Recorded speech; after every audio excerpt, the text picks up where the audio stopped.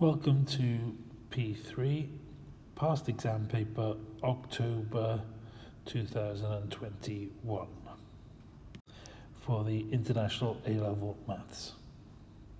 So first question here is all about creating one fraction out of this.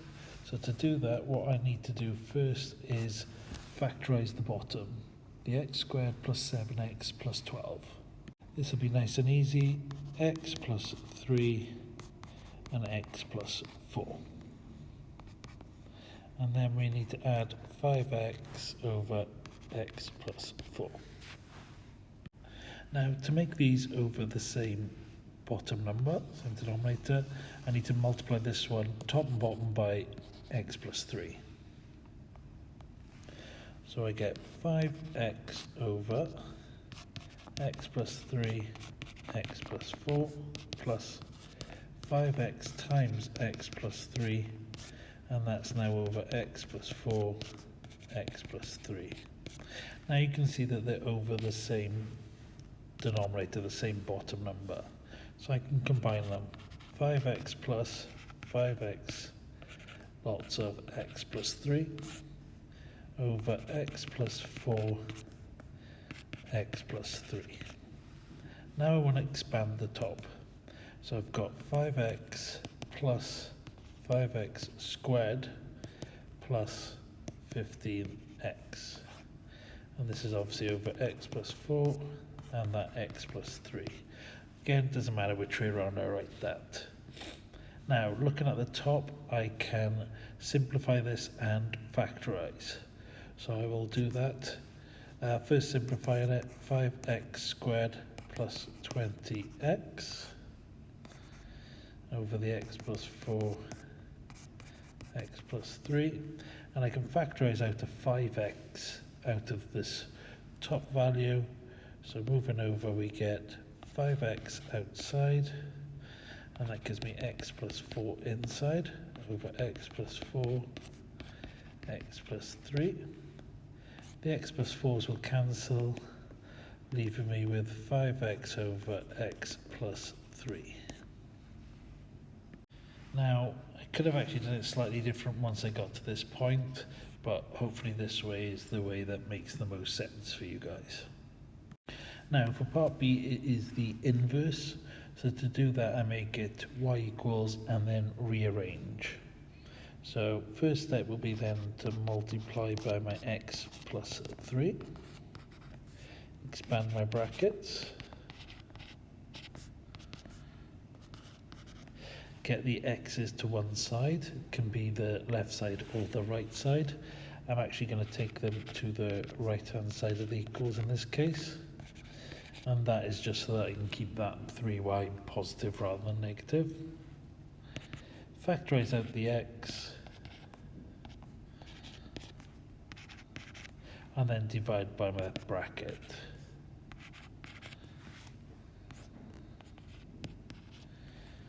And there we have it. So f to the minus 1 of x is 3x over 5 minus x.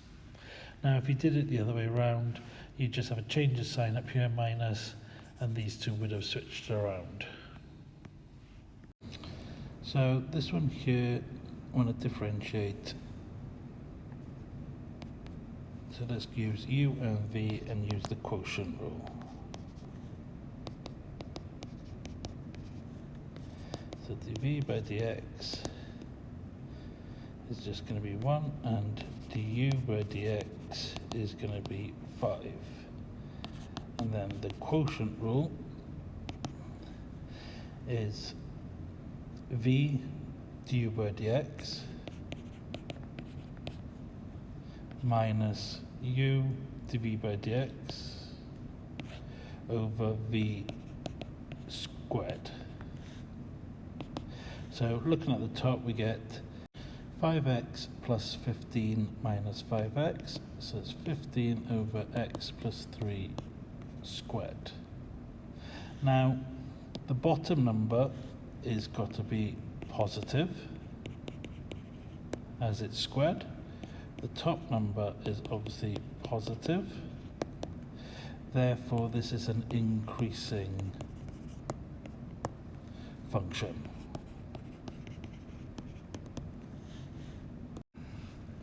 So we can put obviously increasing function because f of x is greater than 0. Okay, so let's look at part A here. We have a graph with a modulus in it.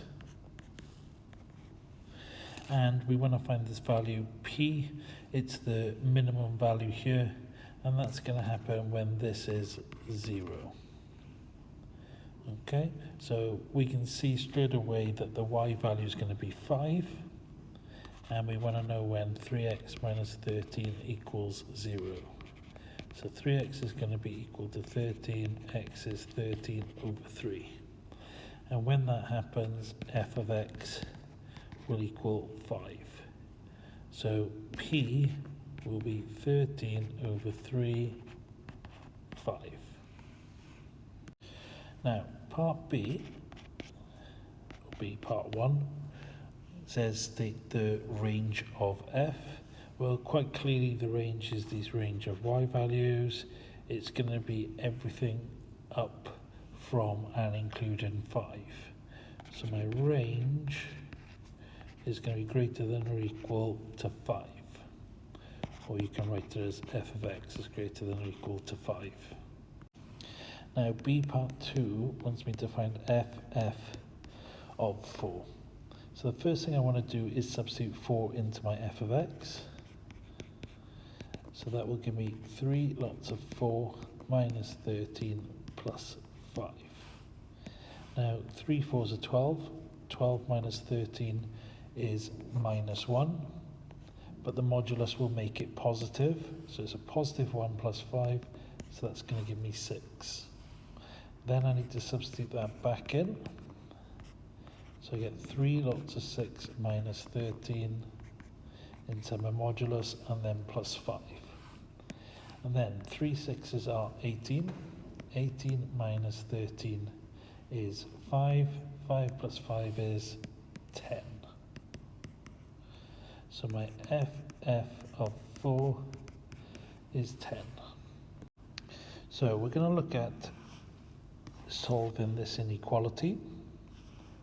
And what we're going to look at is when the modulus is positive, that will give us 16 minus 2x is greater than 3x minus 13 plus 5. Simplifying that, I get 16 minus 2x is greater than 3x minus 8. Now I'm going to add 2x, so that's going to give me 5x on the right, and I'm going to add 8, so that's going to give me 24 on the left. So that is 24 over 5. So x is less than 24 over 5, or 4.8. Now, I also need to find this for when my modulus is negative. So that is the 3x minus 13, and I just put a negative outside the bracket. So 16 minus 2x is greater than minus 3x plus 13 plus 5. So 16 minus 2x is minus 3x plus 18. Add the 3x would give me an x on the left, and subtract 16 will give me 2 on the right.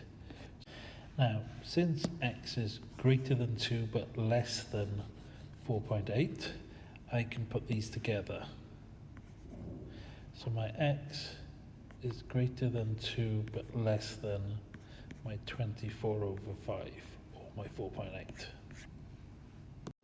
So original p is 13 over 3, 5, or 4 1/3, 5. New p is 420. We can see from what we want to find that we are translating in the horizontal direction, so moving it horizontally, and in the y direction we are stretching. So I can see in the horizontal direction I'm going from 4 1/3 to 4, so I want to move by 1/3 to the left. Okay, so that means I want to add 1/3, so it's going to be that x plus 1/3 is what's going to be in my brackets. That will move it 1/3 to the left. To get from the 5 in the y to the 20, when we're doing a stretch, we need to multiply by 4, don't we? So that's looking at 4 times f of x will get me to that 20. So in total, what you'll find is that this should be 4f of x plus 1/3. Because remembering what's outside affects the y, what's inside affects the x. So we can see that a is equal to 4 and b is equal to 1/3. So first thing we need to do here is find k, and if I look up in the diagram, k happens when g is equal to 0. So that's what I'm going to do first of all. I've got my formula, g equals 40 minus 30e to the 1 minus 0.05t. Then I substitute in that g is 0 when t equals k.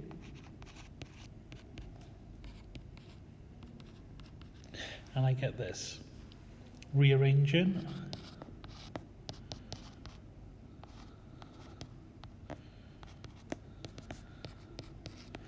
And then divide by 40.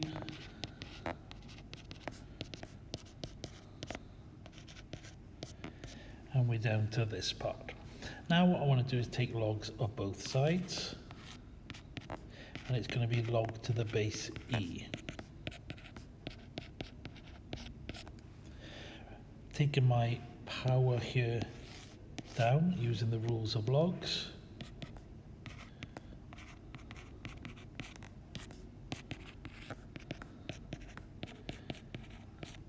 And remember that log to the base e of e is just 1.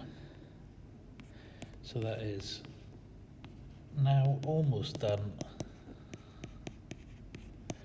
A little bit of rearranging.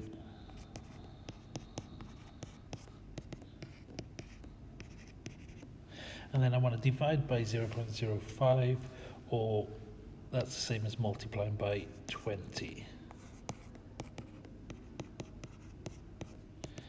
And that is my value of k. Now finding out what that value k is as a decimal, we get 14.25. That'll be years. And this should mean that it is 1st of April 1814. Obviously this part was rounded here.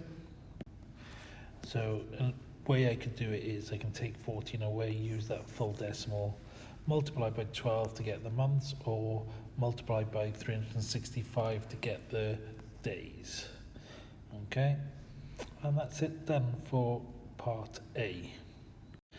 So we're looking at finding the value of g for when t equals 70 years. So substituting that into the formula, and I get this, and then that is e to the minus 5/2. Just popping that all in my calculator, and I get 37.5 tons. Now for part C, let's think about what's happening. So let's think about t over time. So as t heads towards infinity, this 1 minus 0.05t will head towards a negative infinity.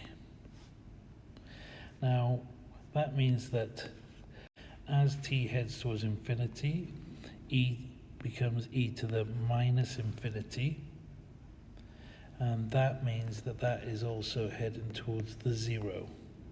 So what we're doing is t goes towards infinity, 1 minus 0.05t heads towards negative infinity, which means that e to that will head towards 0. And as that E bit heads towards 0, 30 times it is 0, therefore my G is heading towards that limit of 40. So the limit is 40 tons. Okay, so part A here, we've got 2 sine theta minus 30 equals 5 cos theta. We need to get to tan theta. So first we need to expand this using the addition formulae. Okay, so sine A minus B. And doing that will give me, so I've still got the 2, I'm going to put that in brackets, and then I'm going to do the sine theta minus 30.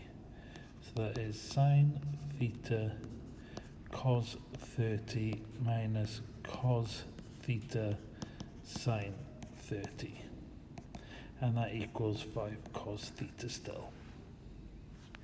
Now, I should know, and you should know, what cos 30 and sine 30 is.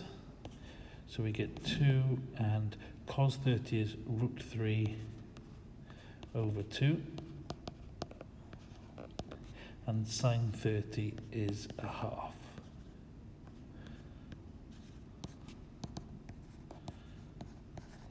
Now you can see that the 2 outside, when multiplied inside, will get rid of these halves. So we're left with root 3 sine theta minus cos theta equals 5 cos theta. Then I'm going to take my minus cos and I'm going to add cos, so it goes to the other side, and we simplify, so we get root 3 sine theta equals 6 cos theta. Now what I want to do is divide by cos and divide by the root 3. So that's going to give me sine theta over cos theta equals 6 over root 3. And remember, with this root 3 on the bottom, I need to rationalize it. So I need to times top and bottom by root 3. So my left side now is tan theta. We get 6 over, so we get 6 root 3 on the top, and root 3 times root 3 is 3. And of course this will cancel with that, leave me 2, and then we end up with tan theta is 2 root 3, which was what was required. So now we've got part B, hence or otherwise solve, and we've got this to solve. Now, hence usually means that the first part will help us, so let's write them both down and compare. So if I'm comparing, it looks like theta is equal to x plus 20. And let's look, if I put x plus 20 into here, I'd have x plus 20 minus 30 is x plus 10. So yeah, that is correct. So what we're looking at is we're looking at theta being equal to x plus 20. What that means now is that I can use this. Tan theta equals 2 root 3 to help me solve this problem. So first I need to think about my range of values. X is between 0 and 360. So x plus 20 is between 20 and 380. So that is going to be the range that I am using for theta. So if tan theta equals 2 root 3, theta then will equal 73.9 degrees to 1 decimal place. So looking at this would mean that tan is positive in these two sections, and my acute angle here is 73.9 degrees. So my next answer is going to be 180 plus that. So we're looking at 180 plus 73.9 degrees. And since there's no other possible solutions, these are my two answers.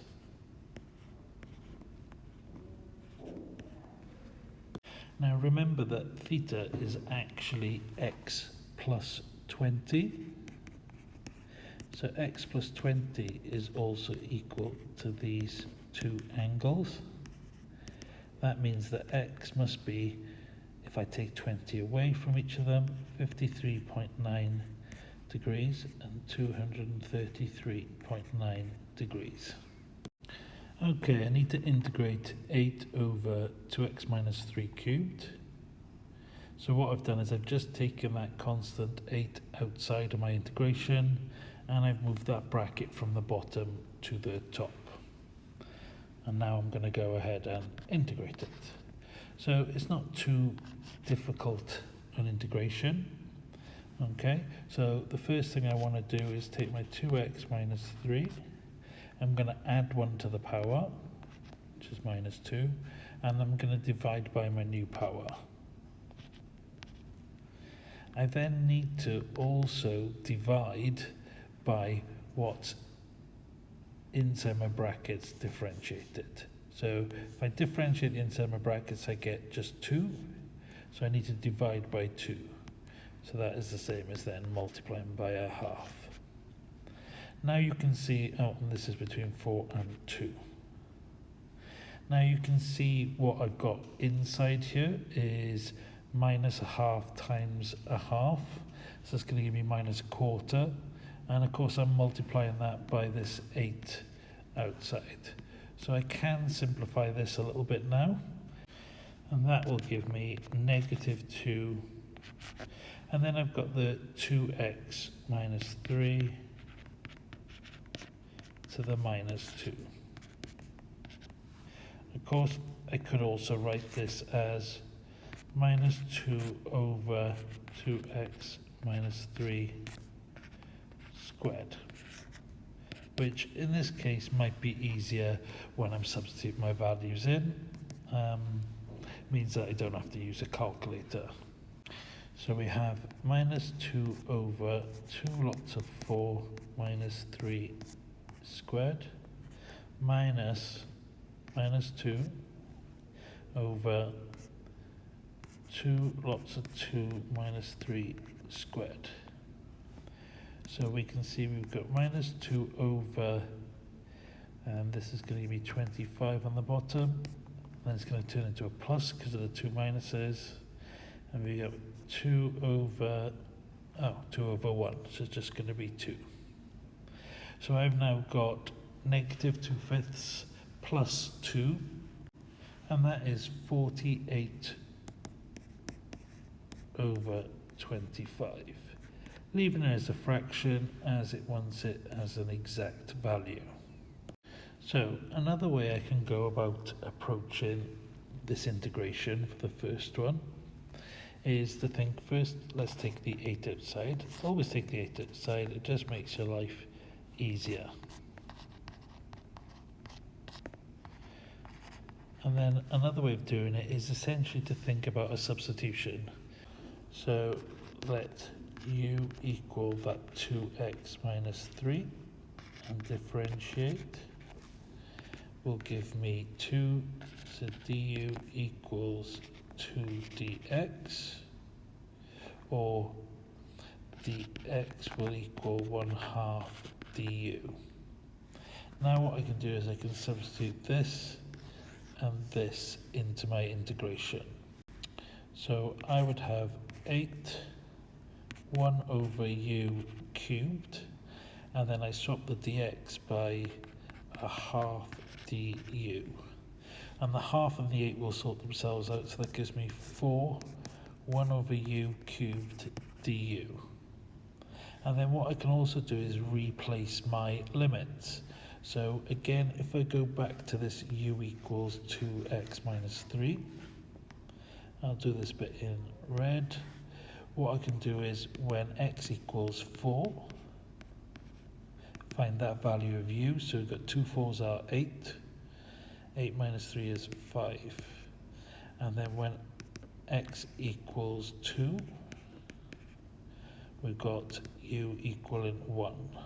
So my new limits are between 5 and 1. And then what I can do is just integrate this, which is a nice easy integration. So we are integrating 4u to the minus 3 du between 5 and 1.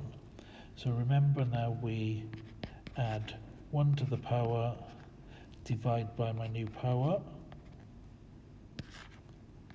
and then that's between 5 and 1. So let's get rid of that minus a half since we have a 4 outside. That'll give you minus 2 outside, 1 over u squared between 5 and 1. So we've got minus 2 multiplied by 1 over 25 minus 1 over 1. And you can see that's minus 2 over 25 plus 2, which is my 48 over 25, as we had already seen. So that's another way of finding the integration of part 1. Okay, you can do it either way. I've done some extra steps there that I might have skipped if I was doing it myself, but just hopefully makes it easier for you to follow. Now, part 2, it's only worth 2 marks, so you've got to see, right, it's got to be quite easy, isn't it? It looks like you're going to use the product rule when you first glance at it, okay? But clearly it's not, it's a 2-mark question. What we've got to think about is the fact that what's inside here will differentiate to give me what's on the outside here. And that's a really important fact. That'll make it so much easier to do this. So what I'm going to concentrate on is just the bracket. And what I'm going to do is a rough integration. So I'm going to say y equals x squared plus 3, and a rough integration would just be adding 1 to my power, so to the power 8. Now differentiate. So that gives me 8x squared plus 3 to the power 7 multiplied, and then the inside differentiated is 2x, so it's multiplied by 2x. So that gives me 16x x squared plus 3 to the power 7. Now, when I compare this to what my original was, you can see the x and the bracket to the power 7 is here. We've just got this multiple of 16 that we don't want. So if I wanted to get rid of it, it means I would actually have to divide by 16. So what that means is if I go back up to the top here, I divide this by 16. And believe it or not, we have now integrated this. So we've got x multiplied by x squared plus 3 to the power 7 dx. And this is simply going to equal 1 over 16 x squared plus 3 to the power 8. And we must also remember our plus c, but otherwise we are done. Easy 2 marks. Okay, so we need to differentiate this. So we've got 3 and ln x squared minus 5. So I can take the 3x constant, but ln x squared minus 5, this would differentiate to 1 over x squared minus 5 multiplied by that inside of the brackets differentiated, so multiplied by 2x. Then I've got minus 4x squared is going to become 8x, and the plus 15 will disappear. So we've left with 6x over x squared minus 5 minus 8x. Now, if it's a stationary point, then we know that dy by dx must equal 0. That will mean that 6x over x squared minus 5 minus 8x must equal 0, or 6x over x squared minus 5 will equal my 8x.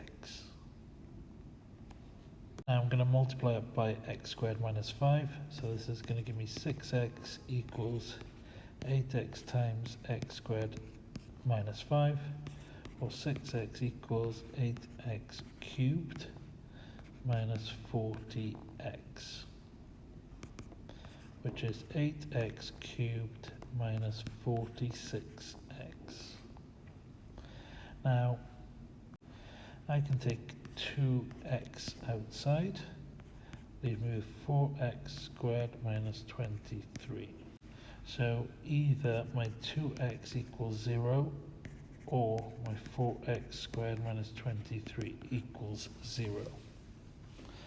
So x equals 0 and 4x squared equals 23, x squared equals 23 over 4. Taking the square root, I get the square root of 23 over 2. Now, since x is greater than root 5, that means that I can get rid of this one and I don't have to worry about any negative square roots for here. Okay, just the positive answer.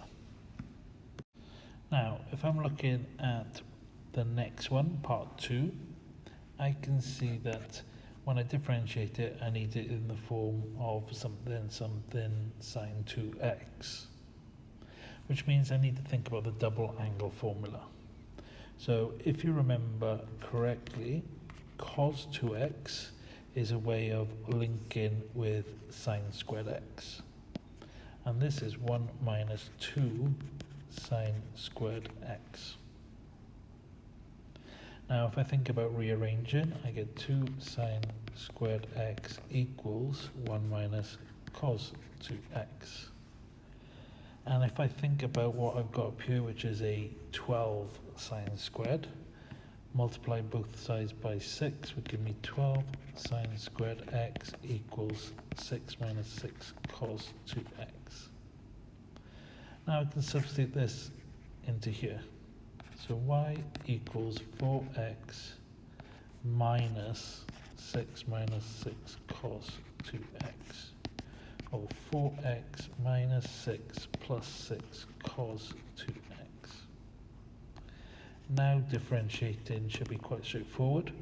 4x will differentiate to 4, minus 6 will disappear, cos differentiates to a negative sign, so it's going to be negative, and we would also be multiplying by this differentiated, which is 2, and we've got the 6, so we're actually going to be multiplying by 12.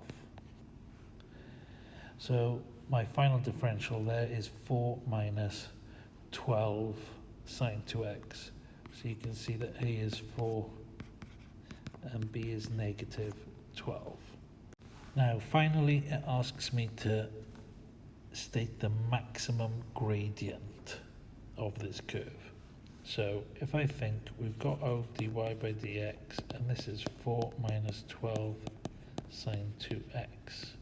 Now sine can take a value between 1 and negative 1.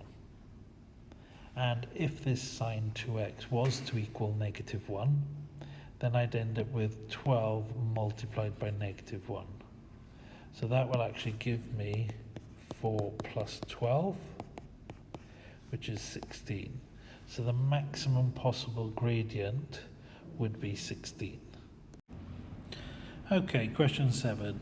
So nice easy start here. We want to find m. We know the radius is 45. So substituted into here, I get log 10 of m is equal to, and then substituting in and putting it into my calculator, I get 3.875 to 3 decimal places. Now I would obviously keep that in my calculator, and then to find m, that's going to be 10 to the power of this. That's 7,493.77 kilograms. It says the two significant figures, so we're looking at 7,500 kilograms. Now for part B, we need to show that the model can be written in this form.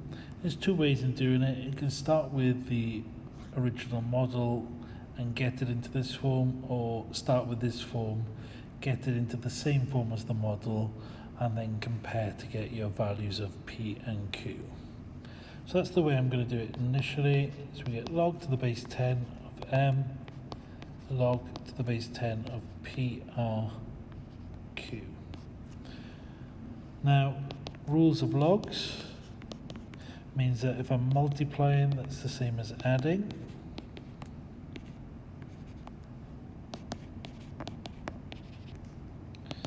And then with my power, I can bring that down.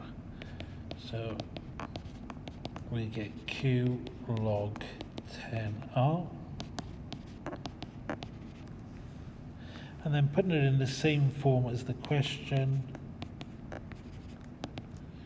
we would have Q log 10R plus log 10P. That means that Q clearly equals 1.93. Don't need to worry about that. And it also means that log 10 of P is equal to 0.684.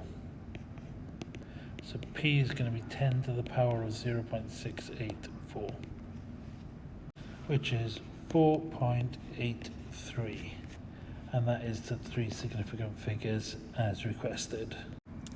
I'm actually 100% sure on part C here, but looking at it, I would say that P would be the initial mass.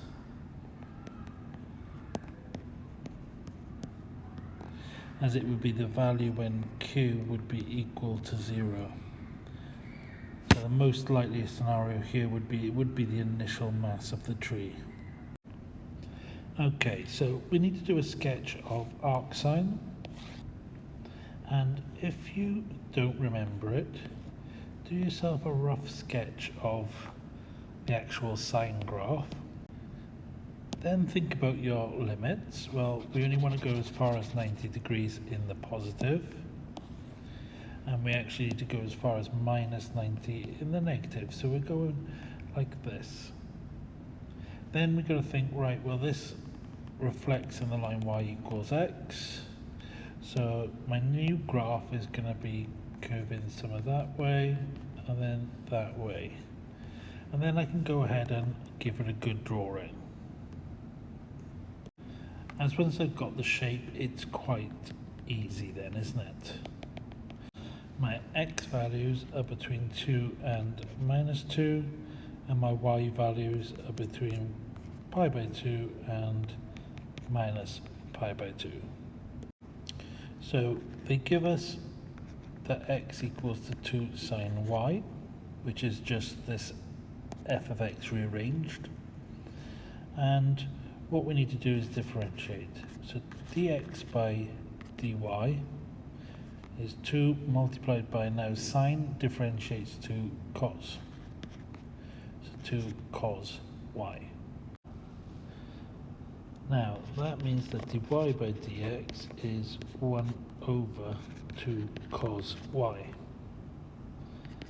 And thinking about my square root, let's put this in a square root, so that would be 4 cos squared y inside it.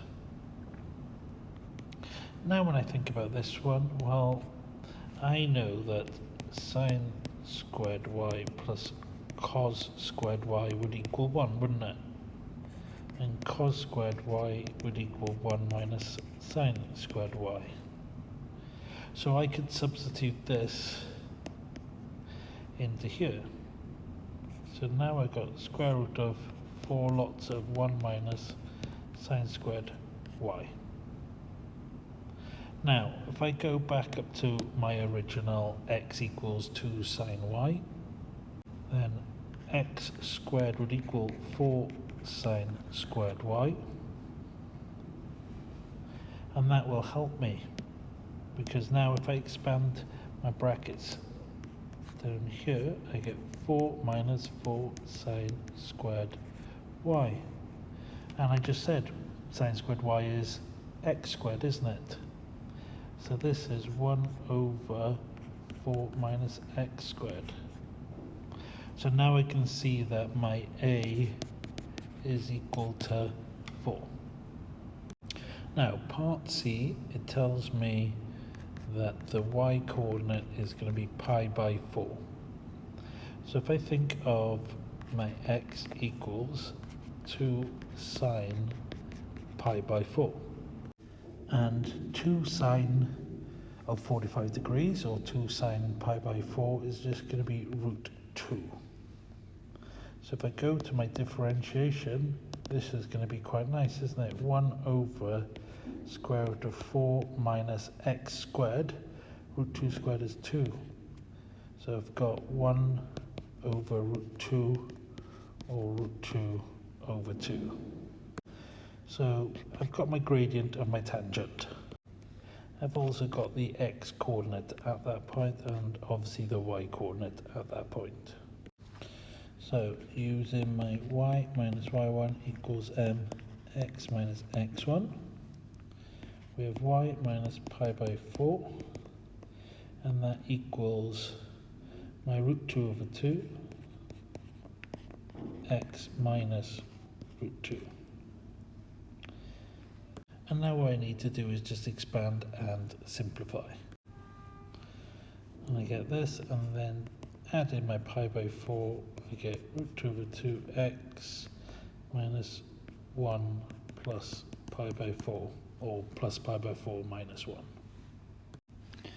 So what I'm going to do here is, before I differentiate, I'm going to expand this. So x cubed e to the minus a half x minus 4x e to the minus a half x. And then I'm going to use the product rule.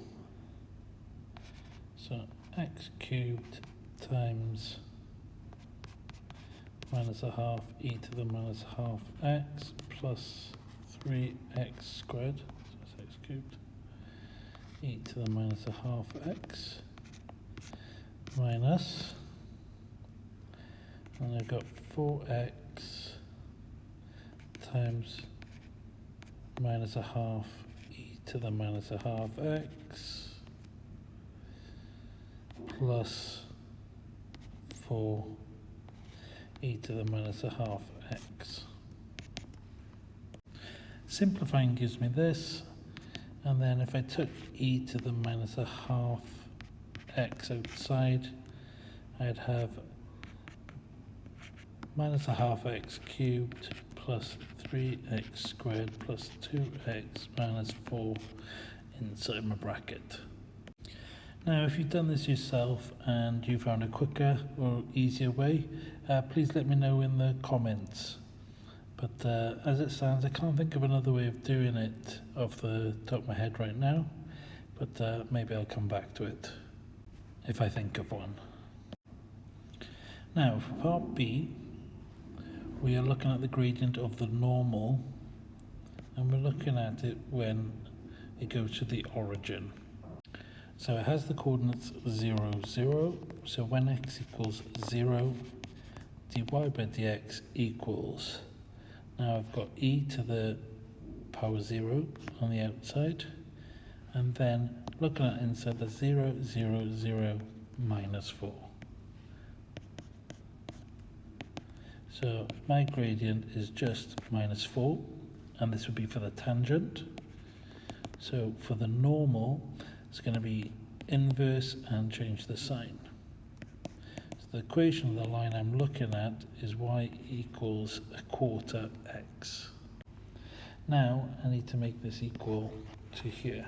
So I've got x squared minus 4 e to the minus a half x equals 1/4 x. And this is what I need to rearrange. So first thing I want to do is I can divide through by x, and that's giving me x squared minus 4. Now this e to the minus a half x is the same as this being over e to the half x. So when I multiply by that e to the half x,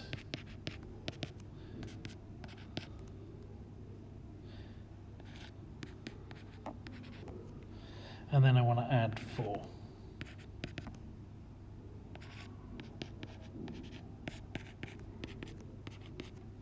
Now, before I take my square root, I'm going to make this as a single fraction here. So that will become e to the half x plus 16 over 4. And then I'm going to take the square root. So plus or minus e to the half x plus 16 over 2. Now, it tells me in the question that it is in the third quadrant, which is here. That means that x is negative. So that means what I actually want is the negative version of this. So I don't want the positive, I want x equals minus that half, e to the half x plus 16, which is what we needed. And part A and part B haven't been particularly nice, but part C is at least a little bit nicer. It's just an iteration formula, so it's just using your calculator. There's nothing too difficult about it. So we're told that x1 equals negative 2. Now remember, you put minus 2 into your calculator, press equals, and then you set the equation with answer replacing your x's. Okay, so you'd have minus a half square root 16 plus e to the half answer. And that will get you sorted then. Every time you press equals, you'll get the next value. x2 is equal to minus 2.022924 decimal places. And now I just need to keep pressing equals to get my next set of answers until I get one that is correct to 4 decimal places, as in it stays the same. And there we have it. Now, I did do a few extra ones just to show you, but you can see that these have all stayed the same. So my value of x, or my p-coordinate, the x value of the p-coordinate, is minus 2.0226, correct to 4 decimal places. So part A is a show that. It shouldn't be too difficult. First step is to expand these brackets. So square the first, twice the product, and square the last.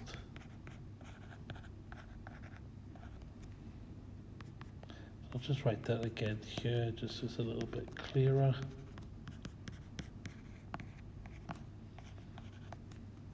Now clearly there's no squared term in what I want, so I need to think now about how I can link in the squared term. So if I think back to my double angle formula, cos 2a can be written as 2 cos squared a minus 1. So if I rearrange this, that's 2 cos squared a is equal to cos 2a plus 1. And then I actually want 4, so let's double it up. 4 cos squared a is equal to 2 cos 2a plus 2. And you can see here that a is equal to 2x. So the a is equal to 2x. So I'm looking at 4 cos squared 2x. That means that 2a will be 4x. And this is now what I want to substitute in here. So if I carry on, down here I get 1 plus 4 cos 2x plus 2 cos 4x plus 2. So that's 3 plus 4 cos 2x plus 2 cos 4x. So now you can see that my p is worth 3, Q is with 4, and R is with 2. Now, part B is a little bit more difficult, and we are thinking of, well, y equals 0. Let's look for where it hits the x-axis. So that's 1 plus 2 cos 2x squared. So this is going to happen when 1 plus 2 cos 2x equals 0, or cos 2x equals -1/2. Now, that would mean that 2x is equal to 120. Now, I've written 120 in terms of degrees here, but really I should be dealing with radians, but I will switch to radians in a bit.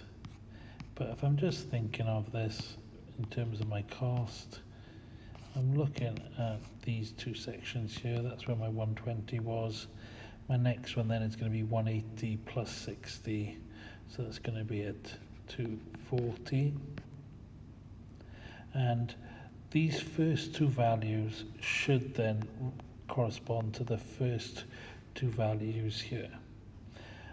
So that would mean that a single x would be 60 and 120, or in terms of radians, that's pi by 3 and 2 pi by 3 radians. That means that I need to integrate 1 plus 2 cos 2x squared dx between 0 and 2 pi by 3. And obviously my part A will come in place now. That'll pop in here to make my integration nice and straightforward. So rewriting this, we got 2 pi by 3, and this is now 3 plus 4 cos 2x plus 2 cos 4x. So this integrating isn't too bad, is it? 3 will become 3x. Cos integrates to positive sign. So it's going to be a sine 2x. We'll need to divide by 2, so it's going to become 2 sine 2x. And as I've already said, cos integrates to positive sign, and this one we'll need to divide by 4, so we're going to get a half sine 4x. And then that's between 2 pi by 3 and 0. And that will give me 3 lots of 2 pi by 3 plus, minus root 3 plus root 3 over 4. That's my first ones. And then looking at my zeros, the 3x will obviously be 0, and sine of 0 is 0, so I'm not taking anything away there. Now the 3's will cancel, so I got 2 pi, and then I've got minus root 3 plus a quarter root 3, so this is minus 3 root 3 over 4.